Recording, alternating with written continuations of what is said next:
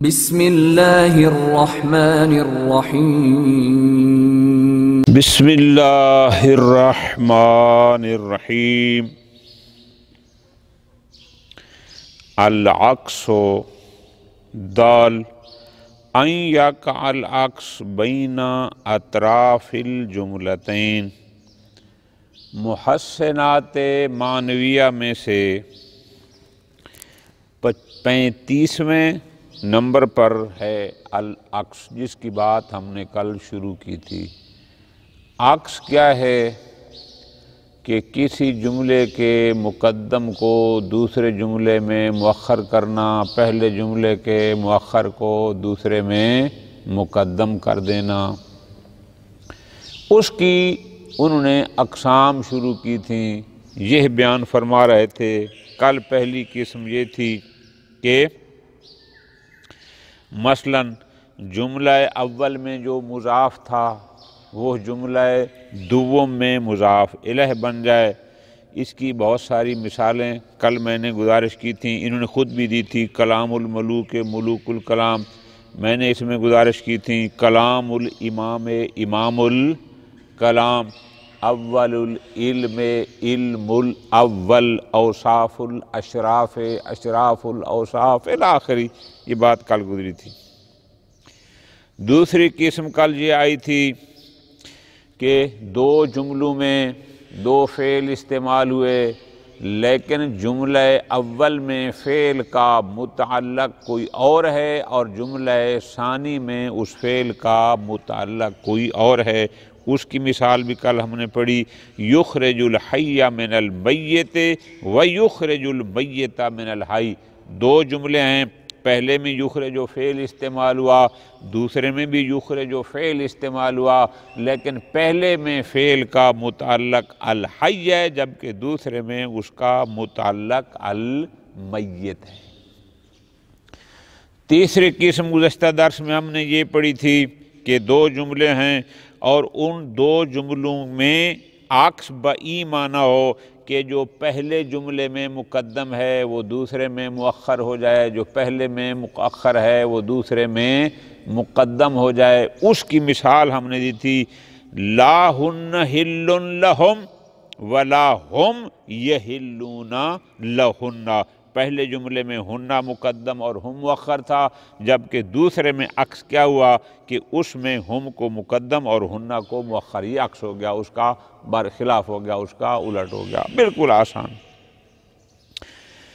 چوتھی قسم عکس کی آج ہم پڑھ رہے ہیں، وہ یہ ہے ان یقع العکس بین اطراف الجملتین۔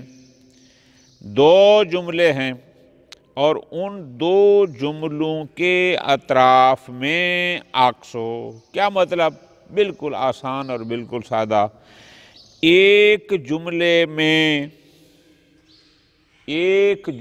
میں جو چیز مقدم ہے دوسرے جملے میں وہ مؤخر کر دی جائے، اور پہلے جملے میں جو مؤخر ہے دوسرے میں اس کو مقدم کر دیا جائے۔ اب دیکھو نا، یعنی پہلے جملے اور دوسرے جملے میں تبدیلی کیا آئی، عکس کیا آیا، الٹ کیا آیا، بالکل آسان۔ مثال دے کے کلیئر ہو جائے گا۔ آسان یہ ہے کہ پہلے جملے کے مقدم اور مؤخر میں تبدیلی یہ کی جائے، عکس یہ لایا جائے، کیا کہ دوسرے میں پہلے کے مقدم کو مؤخر اور پہلے کے مؤخر کو مقدم کر دیا جائے۔ بس یہ بالکل آسان اور سمپل سی بات ہے۔ فرماتے ہیں ان یقع العکس بین اطراف الجملتین، دو جملوں کے اطراف میں عکس ہو، تبدیلی ہو، اس میں فرق ہے۔ کقول الشاعر، سعد تفتازانی کا شعر ہے، سعد تفتازانی کا یہ شعر ہے، طویت باحراز الفنون ونیلها رداء شباب والجنون فنون۔ طویت توا یتوی اس کا معنی ہوتا ہے لپیٹنا، جمع کرنا. خوب، یہ لفظی معنی ہو گیا. نیل پانا، ردا چادر، خوب لباس.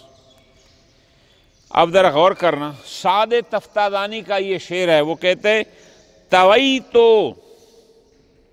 باحراز الفنون، فنون کو جمع کرنے کے لیے، احراز حاصل کرنے کے لیے، وَنَيْلِهَا اور ان کو پانے کے لیے. طویت ردا شباب، ردا یہ طویت کا مفعول ہے. میں نے جوانی کی چادر کو لپیٹ لیا. بعض کتابوں میں ہے ردا شبابی، اپنی جوانی کی ردا کو، اس میں ہے ردا شبابن. بہرحال میں نے فنون کو جمع کرنے اور پانے کے لیے جوانی کی ردا کو لپیٹ لیا. یعنی مراد کیا کہ میں آمادہ ہو گیا اس کو.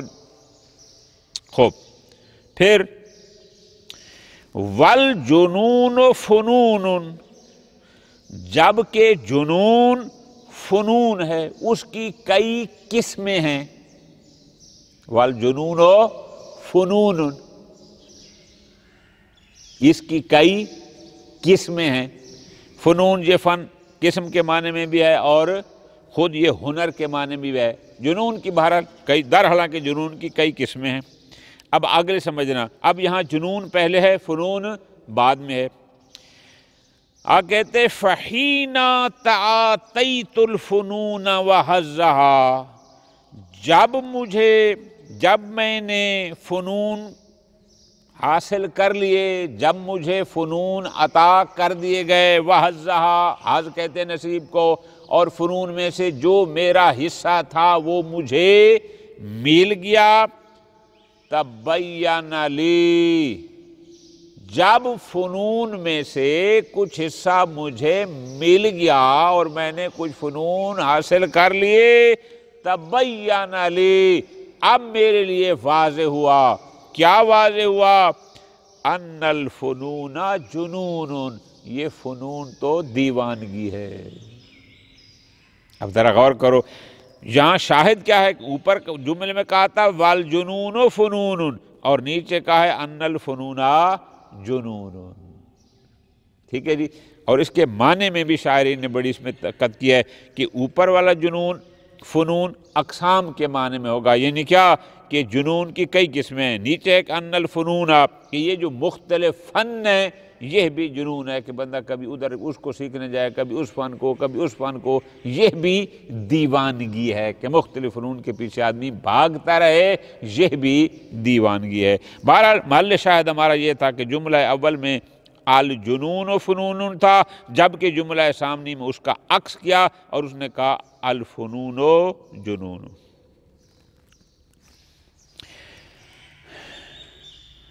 وَقَقَوْلِ الْمُتَنَبِّي، متنبی کا یہ شعر ہے بڑا معروف دیوان متنبی کا. وہ کیا کہتا ہے؟ اِذَا أَمْطَرَ مِنْهُمْ وَمِنْكَ صَحَابَةٌ، بعض اس نے امطرا لکھا ہے لیکن بعض میں ہے اِذَا مَطَرَتْ مِنْهُمْ وَمِنْكَ. بہرحال اِذَا أَمْطَرَ مِنْهُمْ وَمِنْكَ، ان سے اور تجھ سے. اذا امطرا یا اذا مطرت، دو مختلف لکھے ہیں انہوں نے.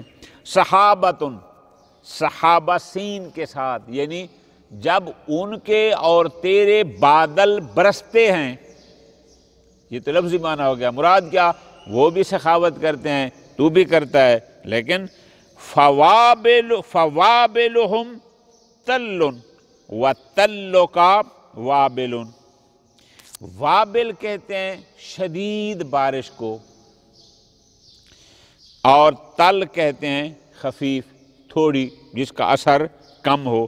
اب وہ کیا کہتے ہیں؟ اذا امطر منہم، جب ان سے بارش برستی ہے، ومن کا، اور تم سے بھی. یعنی کیا؟ وہ بھی اور تم بھی جب تمہارے بادل برستے ہیں. یہ تو ہو گیا کنایہ سخاوت سے کہ وہ بھی سخاوت کرتے ہیں، تم بھی کرتے ہو.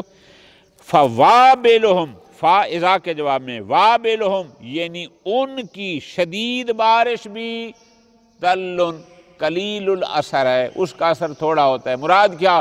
ان کی بڑی سخاوت بھی تھوڑی ہے، اس کا اثر کم ہے، جبکہ وَتَلُّ کا اور تیری تھوڑی بھی وابلن یعنی تیری طرف سے تھوڑی بارش بھی وابلن کثیر ہے۔ مراد کیا؟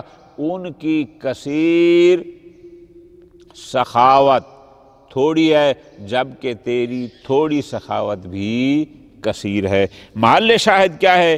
وابلہم تلن، وابل پہلے تل بعد میں، دوسرے جملے میں تلو کا تل پہلے اور وابل بعد میں، یعنی اطراف جملہ میں اس انداز میں عکس کیا گیا۔ اگلی قسم عکس کی ہے ان یکون العکس بتردید مصراع البیت معکوسا۔ ذرا غور کرنا ہے۔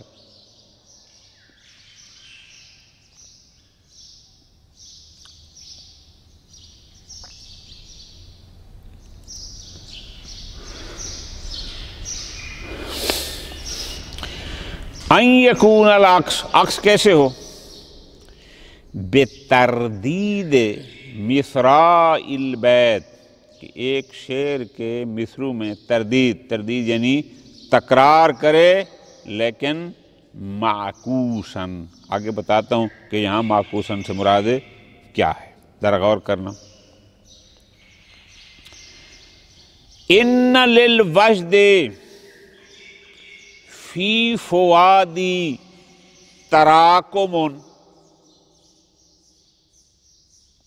ان للوجد فی فؤادی تراکم، کہ میرے دل میں، میرے قلب میں للوجد عشق کے لیے تراکم ہے۔ تراکم ہوتا ہے کہ شاعر کا لفظی معنی ہوتا ہے ڈھیر لگ جانا، یعنی کیا؟ کہ میرے دل میں اس شوق اور عشق کا تراکم ہے، یعنی اندر ہیجان ہے، ڈھیر لگا ہوا ہے، بہت ہے۔ لیت عینی قبل الممات تراکم،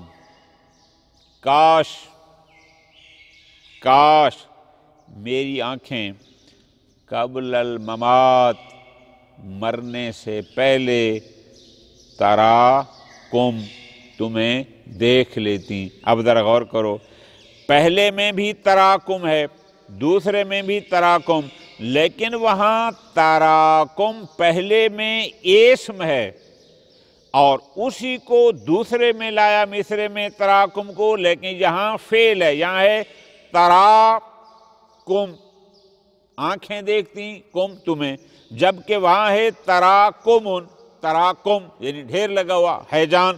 اب یہ ہے اچھا،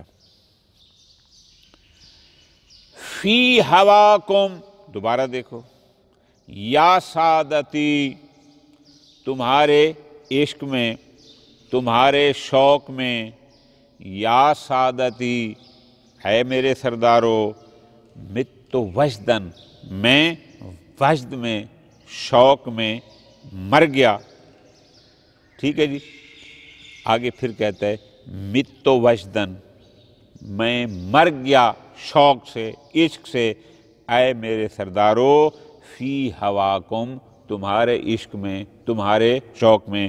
اب دیکھو اس میں محل شاہد کیا ہے کہ فی ہواکم پہلے تھا، مت وجدن بعد میں تھا، اگلے جملے میں اس نے بالکل اس کا برعکس کیا کہ مت وجدن مقدم ہو گیا اور فی ہواکم مؤخر ہو گیا۔ یہ ہمارا محل شاہد تھا کہ شعر کے مصرع میں جو پہلے میں مقدم تھا وہ دوسرے میں مؤخر ہو گیا، جو پہلے میں مؤخر تھا وہ دوسرے میں مقدم ہو گیا۔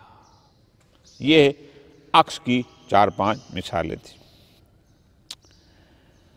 تجاہل العارف محسنات معنویہ بدیعیہ میں آخری اور 36واں جس کو ذکر کیا ہے صاحب جواہر نے، وہ ہے تجاہل العارف۔ یہ ہماری اردو میں بھی اصطلاح استعمال ہوتی ہے کہ فلاں صاحب تجاہل عارفانہ کر رہا ہے۔ تجاہل عارف کیا ہوتا ہے کہ متکلم ایک بات کا عالم ہوتا ہے، حقیقت کو جانتا ہے، لیکن سوال اس انداز میں کر رہا ہوتا ہے جیسا کہ اس کو علم نہیں ہے۔ تجاہل یعنی اپنے آپ کو جاہل ظاہر کرنا، حالانکہ وہ ہوتا تجاہل عارف، یعنی عارف بالحقیقت ہے، اصل بات کا اس کو پتہ ہے، سب جانتا ہے، لیکن وہ اپنے آپ کو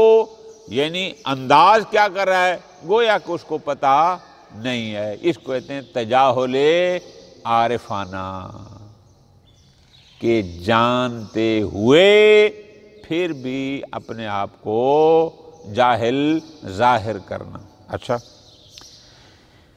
کیوں کوئی عالم اپنے آپ کو جاہل بنا کے پیش کرتا ہے؟ بےایمانہ کہ اس کو ایک بات کا پتہ ہے لیکن وہ پھر بھی اس کے بارے میں سوال کر رہا ہے۔ بھائی سوال تو ہمیشہ وہی کرتا ہے جو جاہل ہوتا ہے، جس کو پتہ نہیں ہوتا، اور یہ سوال کر رہا ہے حالانکہ اس کو پتہ ہے۔ فرماتے ہیں اس کی کئی وجوہات ہیں۔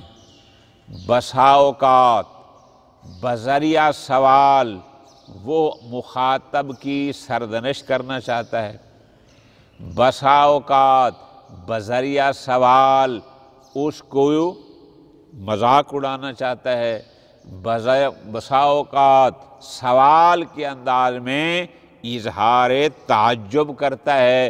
ہوتا سوال ہے لیکن مقصد سوال نہیں ہوتا، مقصد کوئی اور ہوتا ہے۔ اب انہوں نے خود بیان کیا ہے، بالکل آسان سی بات ہے۔ فرماتے ہیں تجاہل العارف، تجاہل العارف کیا ہے؟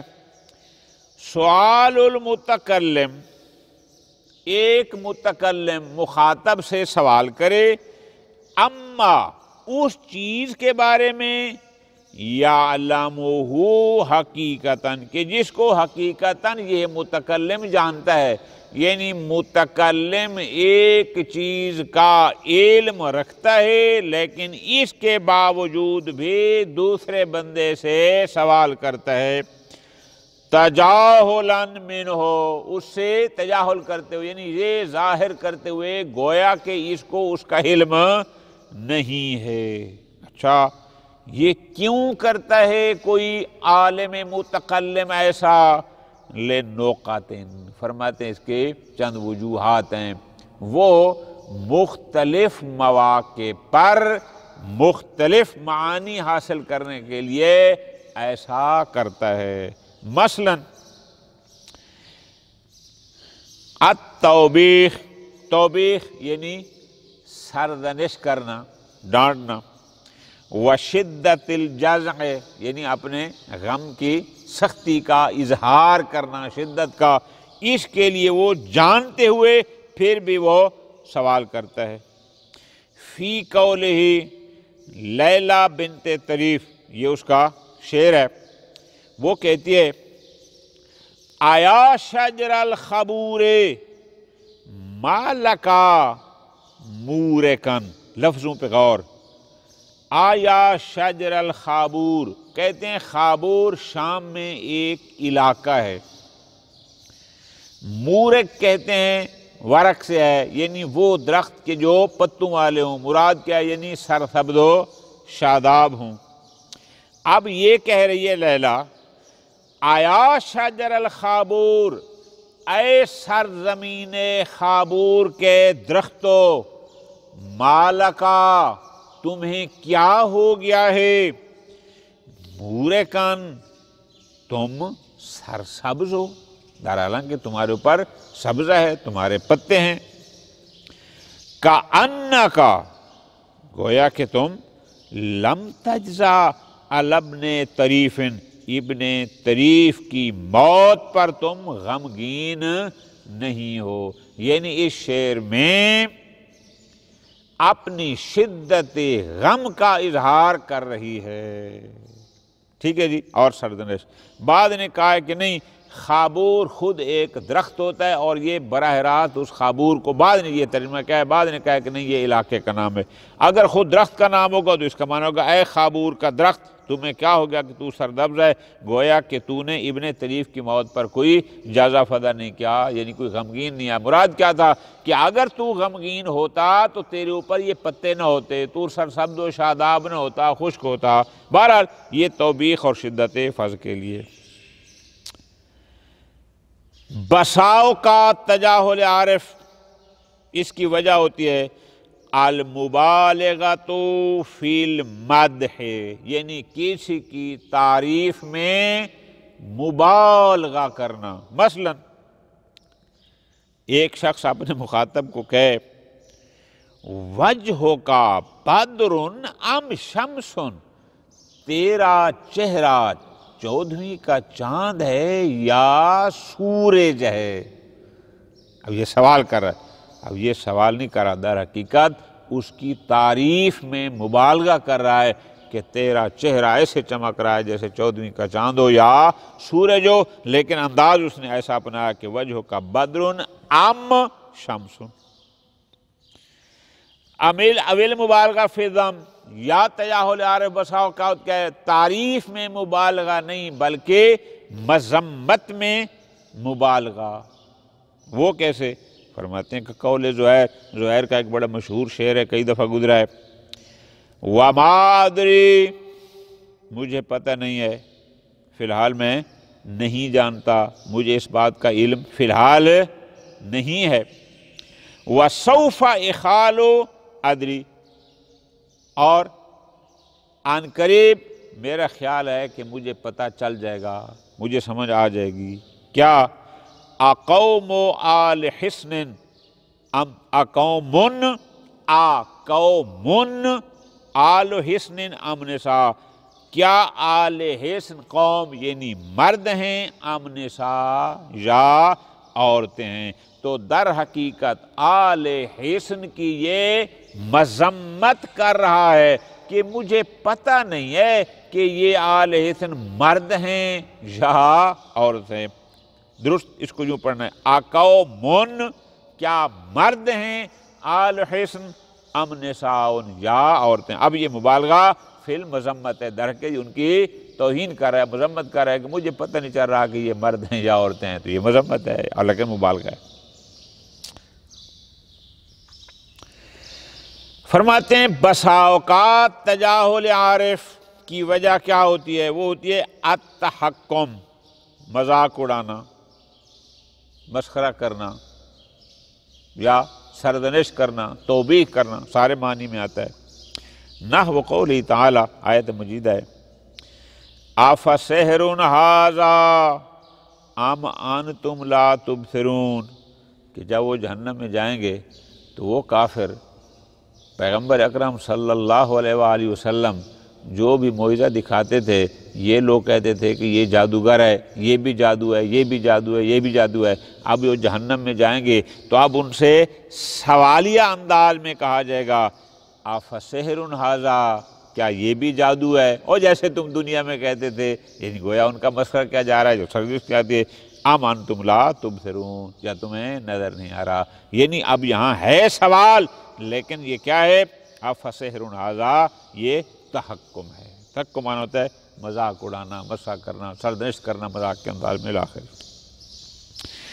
الفخر، بساؤ کا تجاہل عارف کیا ہوتا ہے؟ اس کی وجہ ہوتی ہے فخر و مباحات، فخر کرنا، مباحات کرنا۔